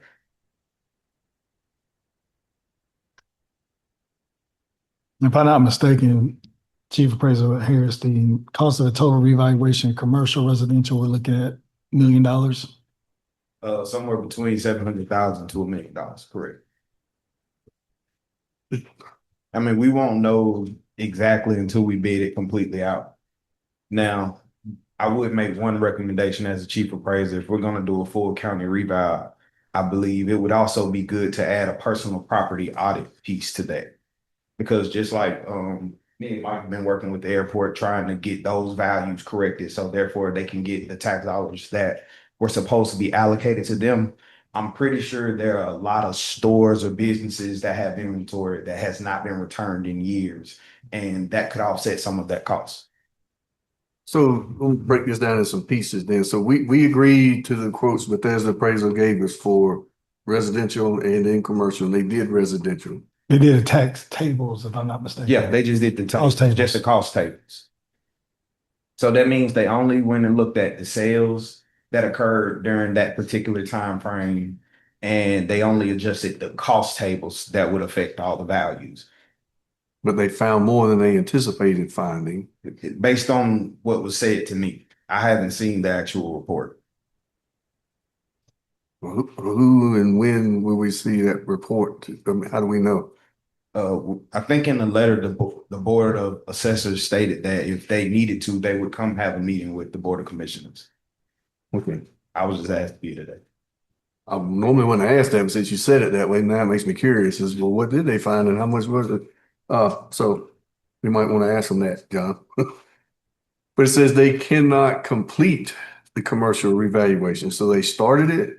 No, sir, I think he took a job with the state. Yes, and that's a conflict of interest because he is a supervisor with the Department of Revenue. So they didn't start the commercial side. No, sir. No, But the remaining Bethesda people want us to now do it all again. well, no, that was his recommendation before he declined to do the commercial appraisal. But we just did residential and now they're Just the recommending. cost tables. Just the cost tables. So what are they wanting us to do now? Full reval of every Full parcel in the reval. county, which Yeah, means like- every parcel is remeasured and photographed in the county. Oh, well, I guess I missed that part, over a 3-year period. They didn't want to do it at one. They want whichever company takes the contract, they do it over the 3-year cycle to match the Department of Revenue schedule. So then therefore that cost would be in thirds. So if it was $1 million, it'd be $333,000 a year for 3 years.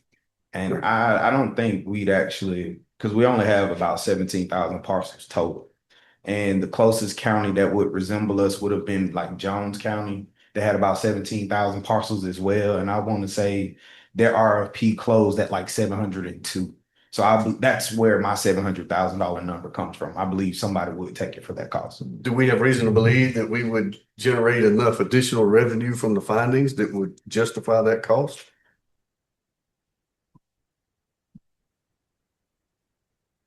I wouldn't know that off the top of my head. I don't want to say yes to that because I just calculated $224,000 off the 50 new homes we would receive. But to know, I would have to see the information to actually give you that answer. But it's basically, we have to do that to get our, but to maintain between the 38 to 40%. Is that correct? I mean, don't we have to stay in line with the state or? I mean, we do have to stay in line, but I do want to remind you, we are currently in compliance. So Yeah. it's not as if we're out of compliance. There's just some internal issues we're noticing that done kind of continue since 2008 that they want to, I guess, strip away and redo versus keep putting Band-Aids on them. Right. I saw you had a question, Gene. I saw it. Yeah, well, two things. One, you're the chief appraiser. How come you don't have a copy and just what you heard or what was told? How come you haven't got a copy of that report? This was something that was done in an executive session meeting, and they just gave me a letter to give to John. And me and John end up kind of discussing what was going on. All right, and where are we at with last year? This board approved very expensive to have a complete flyover. Oh, yeah, They've done that. Huh? They've done that. I know, but how come that there doesn't show what's on the properties and so forth? I thought y'all was going to take that and then figure out. When the gross digest is calculated. What's that? When the gross digest gets calculated. Correct. So we do use that in terms of finding new information, but in terms of a full revow, that doesn't count as you touching each individual parcel. We won't have those numbers until. So how would that mid-April, work May. if we're still one of the states that's got a float tax? You know, you evaluate the property, but it wouldn't make the property taxes go up, right? Because until that changes, you know, your property. I'm trying to understand. You know, if I sell my house today and the next person comes in, it's going to go up to today's cost, not what mine was 10 years ago. Correct. Okay. So those people that have been living here 20, 30 years, isn't it still their main part still locked in? No, what will change is your taxable value will change. Your homestead exemption will either increase or decrease to offset whatever change we did. If it is a homesteaded property. And why are we initiating this now? To reevaluate the property, state demanding it, or who? Well, I think I'm sure we asked for it in different times and different facets, maybe not directly, but because there's a high probability we're going to find things out there. There's a lot of stuff here that's been done not permitted. But that was what the flyer was supposed to do. Yeah. But if we was to reevaluate the entire thing, then we can have increased revenue that then could allow us to drop the millage rate. It wouldn't be an attempt to drive more tax revenue. We could use it as that, but it'd also be an opportunity to say, okay, we can keep taxes where they lower the millage rate because now we've got the right property values across the county to make up what we've been looking for. Okay, and Gene, to answer your question, the difference between the flyover identifies that there's a building out there. Correct. It doesn't give me the cost of that building. So if I were to go and put in a $500,000, let's say, chicken house, if our cost tables are not aligned, it may spit out a value of 300,000, which means now I have to artificially inflate that value to get it to the 500,000. The problem you run into then is your equity challenges. Someone comes into BOE and they say, hey, well, I'm in the same neighborhood as this person. You have a factor of 1.8 on my house, but you have a factor of 1.4 on someone else's houses. In terms of if we were in a courtroom, I would have to default to what is the average used in that area, even though we know the $500,000 is correct. I thought the flyover was going to help y'all look at a piece of property and go, oh, wow, they got an airplane hangar sitting out there. And you would drive out there then to look at it because it's not on, not assume anything on it, but yeah, it's more for identification purposes, not for valuation purposes. Two separate components. If we was obligated by the state to do it right now, I understand why, but also with so much cost of living and people are struggling to make paycheck to paycheck, I hate to do a valuation right now if we don't have to under state guidelines just to put a burden upon the citizens of this county. So I don't know. Maybe I'm not thinking straight on it, but I'm seeing revaluation and property taxes going up and we're trying to get things done as it is now. Well, not necessarily. Done, William. 2008. How often is it usually done? Usually done? Yeah, I mean, A full revow? Technically, you know, how often is this reevaluation usually done within counties? Every 3 years. 3 years, you said? Every 3 years. Oh, every 3 We haven't done it in 18 years. Oh, there has been 18. What happens is in 2008, when you did it the last time, not you, but whichever board approved it, the values rose and you had so many appeals that you rolled the values back. Because you rolled the values back, it's almost as if we spent the money and did nothing. This is a situation where this time, if we do it, we kind of need to stay with those values. But because the value increases doesn't necessarily mean the taxes will increase. If I raise the entire county by 10%, nobody saw a tax bill change. Unless you or the school board or any of the other districts decided to keep your millage rate the same and not roll it back. That would be the only thing that would make the values, the taxes actually increase. Right. How would the reevaluation work with people's land under CUBA? Does it get evaluated the same as like the homesteaded properties, or do you have to go boots on the ground on those properties as well? Correct. But because their exemption and their values are set by the state, it's just they're exempt a certain percentage. I can't say what that certain percentage is, but they're exempt a certain percentage. Even if we increase the value, it's just going to wash in the end because they'll still be exempt that same amount of percentage. Okay, one more crazy question. Go ahead. Have you heard yet how I know we're having to all opt back into House Bill 581? Because I've been paying attention to legislation. So I know at first there was going to be like the option where y'all were going to have to play with those numbers and kind of see how would this play in with all that, because we already have the frozen homestead and now it's going to go to floating homestead, like other counties are having to use the current. So how is that going to all play out this year? Whoever, honest opinion, being transparent. If you did it in a 3-year cycle, the person who would probably end up taking the punishment of it would be whoever ends up in that very first revow. Because if this legislation passes and you can only increase something by 3% or whatever the CPI index is, that's going to take effect for year 2 and 3. So those people, let's say it was a 20% increase we needed to get everything in compliance. The first people would probably see the 20%. But if that law were to pass, It passed. the second and the third, that changes. It passed legislation last week. Oh, There, okay. everybody has to opt back into House Bill 580.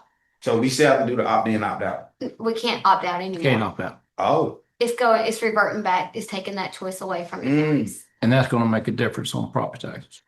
So I think maybe we should table this until we can kind of see what we need to do and figure that out. So I think, but I think what he's asking for tonight is for us to approve an This, RFP. this is just a discussion of an RFP. This isn't no action. taken. This Not to discussion. do, but, okay. Just talking. Because we weren't gonna approve actually doing it tonight anyway. Originally, it was just doing commercial countywide again, but after talking with Chief Appraiser Harris, we decided to bring both to the board's attention that needs to be done, but commercial countywide probably needs to be number one, because there's a lot of commercial that's probably undervalued. That's why we put it out for slash board industrial. meetings. And we finally got it back. The county has put it out for them at least 4 times. And we finally got one bid and now. We got 2, we went with 1. And they're the company that. Well, I do agree with having the commercial because the House bill, that does not affect the commercials and Correct. industrial and things like that. It's only the homesteaded properties. Correct. So I'm all for getting the commercial and all that taken care of.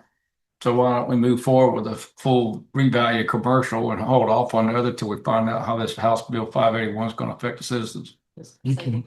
Yeah, we just need the board to approve the issue the RFP for countywide revaluation, Of commercial and industrial. commercial industrial. So we Put just that in the put form back of a out the motion. same one. You gonna do it? I just put that in the form of a Okay. motion. I'll second. All in favor? I'll give it you on the We're on the same RFP. Commercial and industrial, yeah. Thank you, Reese. Approval of Lynn's Law Agreement, Meriwether County Sheriff's Office.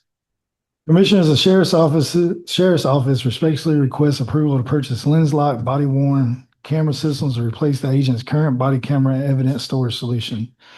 The current system consists of off-the-shelf equipment that is not optimized for law enforcement use. It produces lower quality video, requires cumbersome data management, and creates inefficiencies in evidence storage and retrieval. LensLock is a purpose-built law enforcement platform that provides high-quality video, centralized and secure evidence storage, and improved chain of custody tracking. The system will enhance value, streamline operations, and improve accountability. Funding for this purchase will come from existing Sheriff's Office Detention Center funds, requiring no additional allocation from the county's general fund. Sheriff's Office recommends approval and the request to modernize its body-worn camera system and improve operational efficiency. This was done when legal looked at it, the contract was originally with the Sheriff's Office, but LensLock and Investigator Cross can correct me if I'm wrong, but they wanted a revenue statement from the Sheriff's Office, which was barely any with the Board of Commissioners. With our balance sheet, is more favorable for them to get the contract. And the contract is for $25,587.40, but in the contract it is the wrong payment amount. So if the board wishes to move forward, I would ask them for amendment or approval contingent upon the correct annual amount of $25,587.40 being the contract. And so this is being funded solely by the Sheriff's Office. It just requires the board's approval. We don't have that in our packet, whatever you're saying that file. We just got the contract right Oh, before. right, okay.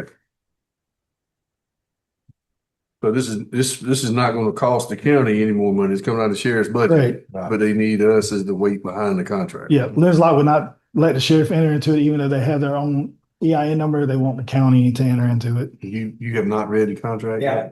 We reviewed it. We're good. We just got the final back. We got the thumbs up back. Okay. Well, I'll make a motion to approve. The Chairman, Vice Chair need to sign. Correct. Second. Chairman, Vice Chairman to sign. All in favor? Approval of purchases for Meriwether County Sheriff's Office opioid fund. Commissioners, the Meriwether County Sheriff's Office is requesting approval to purchase 2 secure narcotics evidence lockers, a controlled substance destruction incinerator, and a 2026 Ram 2500 Tradesman 4x4. The costs are outlined below and will be funded through the opioid fund. Evidence lockers, $4,877.12. The narcotics destruction incinerator system, $41,239. And the Ram 2500 transport vehicle, $66,555. Total cost is $112,671.12 to be paid from the opioid fund. I have confirmed with our auditors, Malden Jenkins, that these purchases qualify as allowable opioid-related expenditure as the sheriff's office has implemented prevention and remediation strategies to address the opioid epidemic. And I think in the bank, the opioid has $190,223.29. So that's money sitting there that we have to spend on opioid-related uses. Make a motion to approve. Second. All in favor?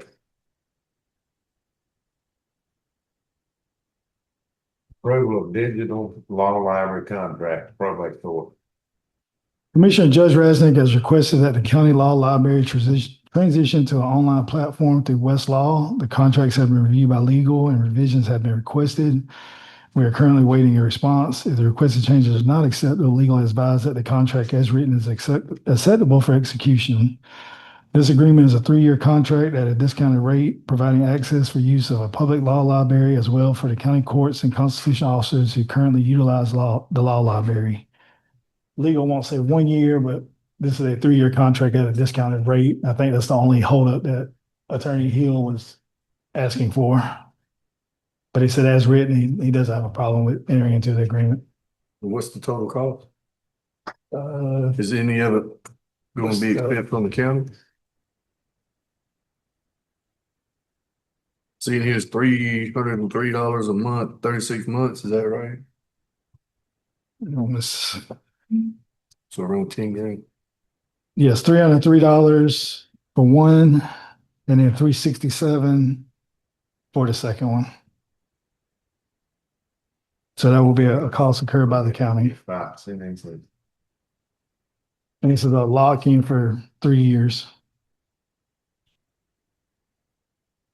And then once we get it all in there, we got to keep doing it or else we'll lose it, right? So once you get into this, you're in it. Correct. So we're gonna be doing roughly $10,000 of $3,000 to $5,000 a year from now on. It's great, and I believe the judge orders law books on a regular basis. He's the custodian of the law library, and transitioning to online will have it in his office for the public to use. And I have to get with Judge Rasnick. He may set some of the costs off with probate fees. I have to get with the judge and see. But what line item is it coming out of our budget or his budget? I would have to we can table it until the next meeting and I can get clarity from Judge Rasnick because he usually purchases a law library from his budget from the probate court has their own separate bank account. Yeah, I think we need some clarity. Yeah. I'll make a motion to table it. Second. All in favor? Table too. I We'll guess. do next meeting. Can you find out by the Yes. next meeting? Yeah. What do you have? Approval of purchase of power load stretcher, Meriwether County Coroner. Commissioners, Coroner David Boyd has obtained quotes for a power loader stretcher, all of which are certified and refurbished. The quotes are as follows. From MFI Medical, $7,569.14 for Furno 56 PowerFlex. Airlines USA for Striker Power Pro XT for $6,885. Ambulance Depot Striker Pro 6500 XPS for $8,500. Copper Med Equipment Striker Power Pro with XPS for $10,200. Spoke with Coroner Boyd, and before this meeting, he's changed his preference to the Striker Pro Power Pro XT from Airlines USA for $6,885, and this will be funding from SPLOST. I make the motion, we approve this. A second. All in favor? In order, You didn't even get to say anything. Yes, sir. go ahead and order it and just submit the bill. You said-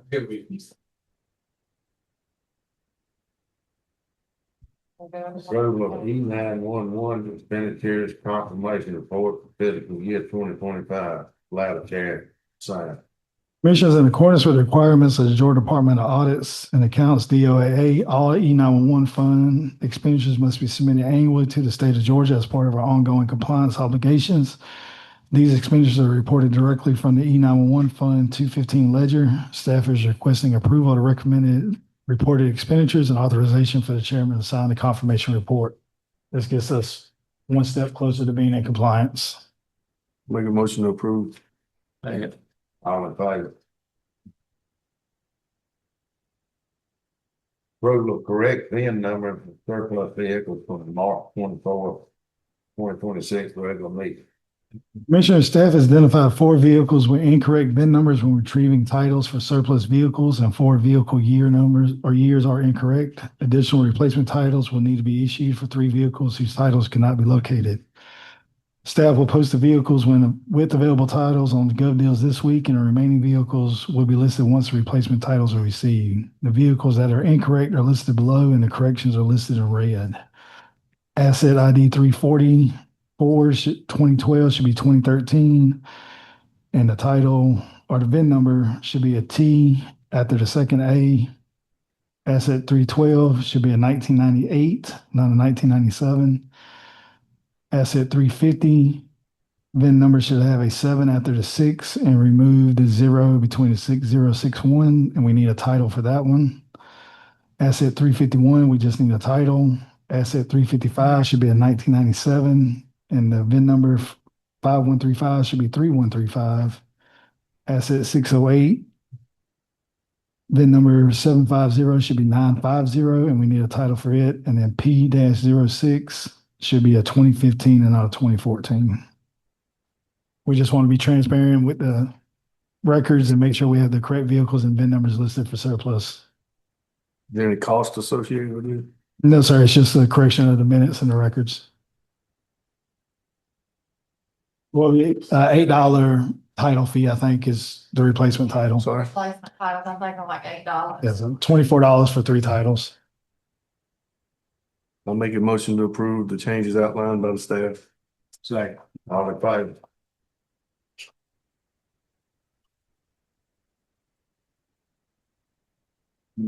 Request for approval of change order for River City Contractors, change order number 9. Commissioner, this is a structural engineering cost for repair to the roof. It is $1,937.50. This will be used out of the contingency fund. Is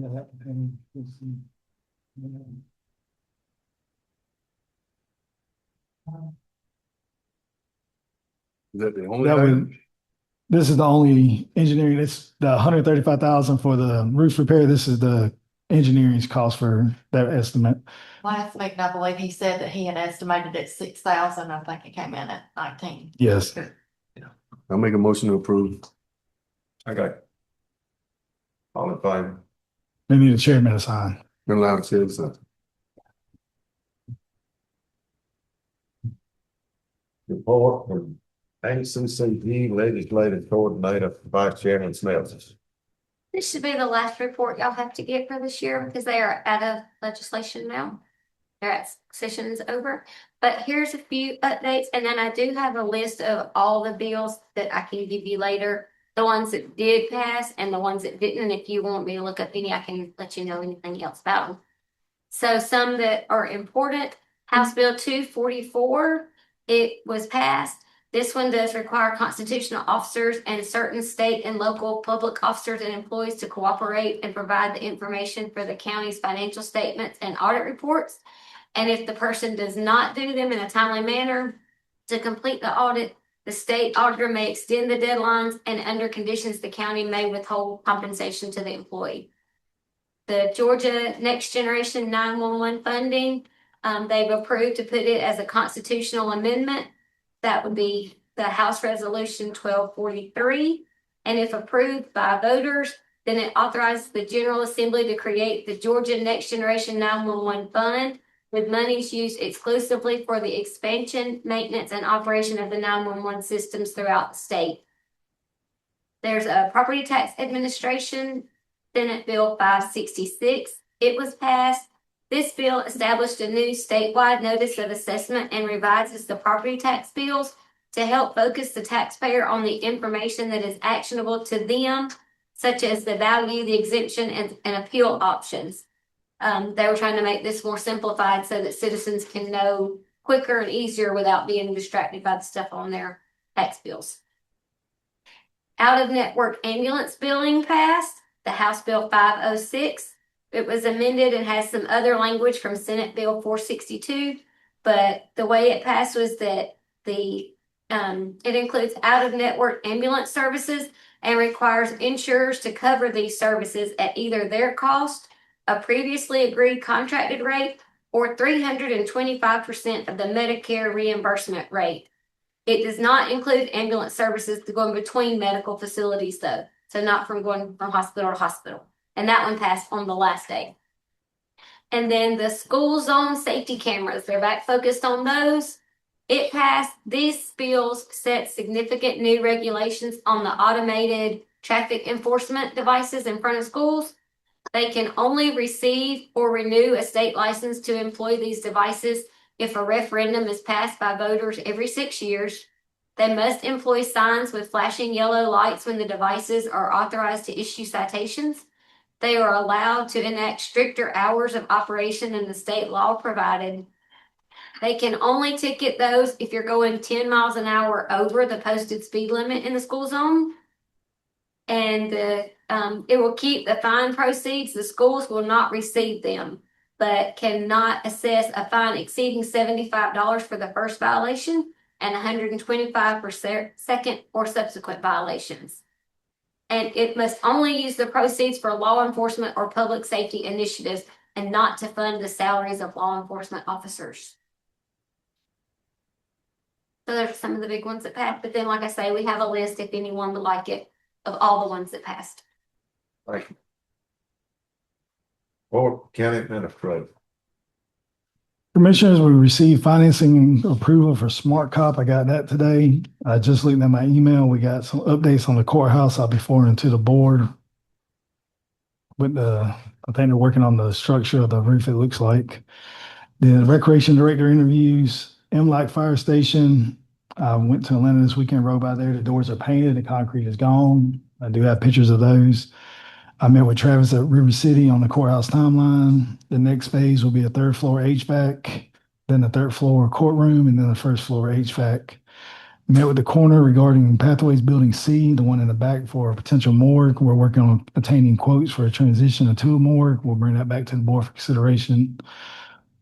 Worked on getting gov deals, titles, corrected VIN numbers, weekly updates, and meetings with Mark III about insurance. I had an airport meeting this morning. And the Lake Meriwether ball field is completely fenced for a total of $20,500. If you go out there and look, you will see a brand new baseball field, 275 feet. Turn nothing into something. First game will be Friday with the 14U at 6 o'clock. That's all I have, Mr. Chairman. I wasn't sure, did you mention to the board about we're getting the railing done at the election office? I had another quote come in for the election railing. It came in under 10,000. It may be a little bit more than that depending on the linear footage, but it came in about 6,000 less than the other quote. Good. They gonna have that done.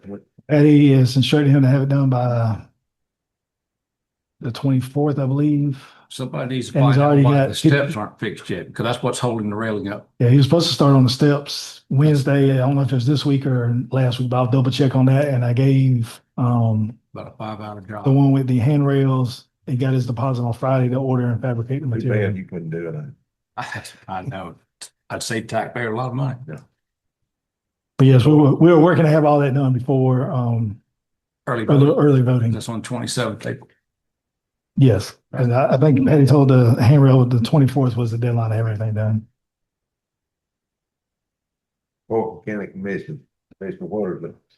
I don't have anything to add other than just thank everybody for what they're doing and appreciate seeing as many people coming and participating in the meetings. So thank y'all.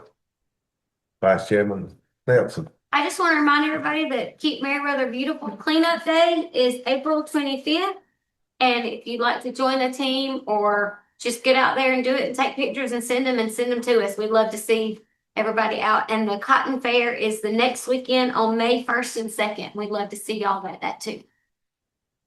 I was gonna mention that Cotton Fair also over there and, all the staff, what they're doing. It's nice to see a great crowd here tonight and, we just look forward to continue moving forward and getting things going. And all I'd like to say is thank the staff and all employees for the job they've been doing and getting lots of things done. And that's all I have. Attorney, Mr. Chairman, I have nothing to report. do you need for executive session? Yes, sir. Personnel and read them all. Yes, we do. Yeah, just be on the safe side. I make a motion, we go to executive session for all of them. Personnel.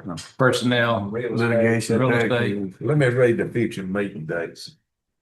I got a motion first, so go ahead. Future meeting dates, April 28, 2026, regular meeting at 6 P.M. Monday, May the 11th, 2026, regular meeting at 6 P.M. Closed on Monday, May 25th, Memorial Day. Tuesday, May the 25th, 2026, regular meeting at 6 P.M. We added a work session for Monday, May the 11th at 4 p.m. Work session at May the I'll 11th. have that list. I love 4 o'clock. You make the motion. Make a motion, go in executive Second. session. I second it. Guys. All in favor? All in favor? 7:51. Yeah.